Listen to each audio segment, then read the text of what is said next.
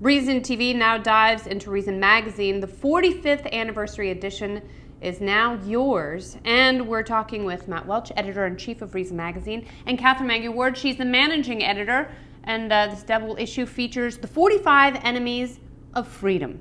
And that's on the cover. That's what you tease inside. Why enemies of freedom? Well, 10 years ago, for our 35th anniversary issue, we had 35 heroes of freedom. So people like Milton Friedman, obviously, and Dennis Rodman. So we figured 10 years later, things have gotten a little bit dark of late, so let's talk a little bit more about enemies of freedom. And it was a way to talk about some of the people who were kind of getting in the way of the world being a more interesting place. Yeah, you have Osama bin Laden, Michael Bloomberg, you have Robert Mugabe on there, who's certainly an enemy of freedom. How did you put the list together, Catherine? So it was a super scientific process in which we polled Reason staffers about the people that they hate, and then we eliminated all of their ex-girlfriends and other personal vendettas, and then we had this fantastic list of 45. And you've got some great names on here, some surprises. Jenny McCarthy. How is she an enemy of freedom? She's a Playboy model. She's also been one of the most vocal people spreading the myth that vaccines don't work, and people have taken this and have died as a result of basically not taking vaccines. And Catherine, you have a degree in philosophy. I see John Rawls is on there. How is he an enemy of freedom, and was that your pick? It was my pick. I confess to putting John Rawls on the list, and it's actually all his fault. I'm gonna say that Michael Bloomberg took our number one spot, but Rawls could easily have been there.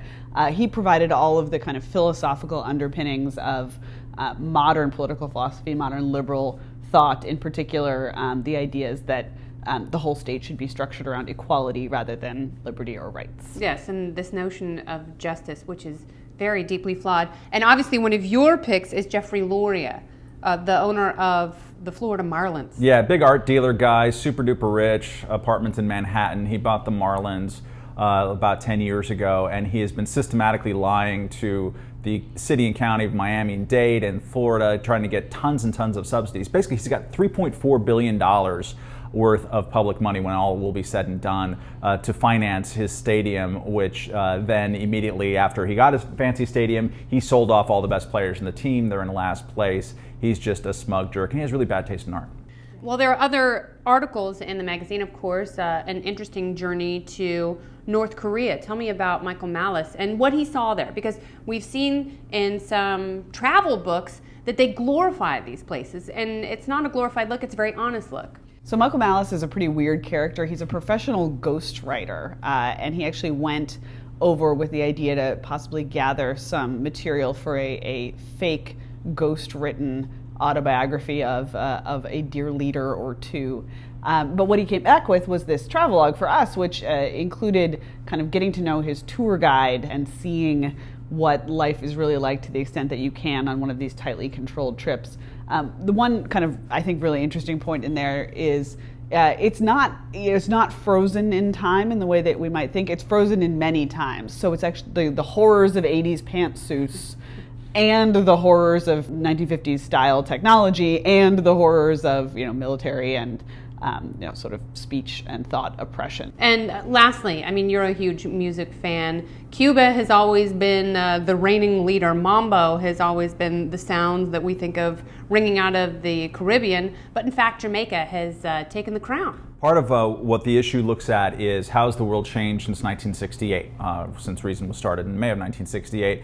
And one of the interesting ways is that Havana, which has always been the cultural capital of the Caribbean and exported mambo and salsa and other things, under communism, they choked off all of this freedom to create. They choked off record production. Obviously, they put all artists on the public dole in a way, and that kind of domesticated them. Meanwhile, Jamaica had just become independent and started this very anarchic musical system, which got into ska and eventually developed reggae, so that you had what was previously a backwater in Kingston was a global music capital by the late 60s and early 70s, while Cuba kind of withered away into insignificance, even though the music that Cuba had launched meanwhile took off in the rest of the Caribbean and the United States. It's a real sad story about a country that once was very, very rich in terms of cultural production. All right, so there you go, freedom from many different angles. A lot to read in this double issue, so pick it up now. Matt and Catherine, thank you very much.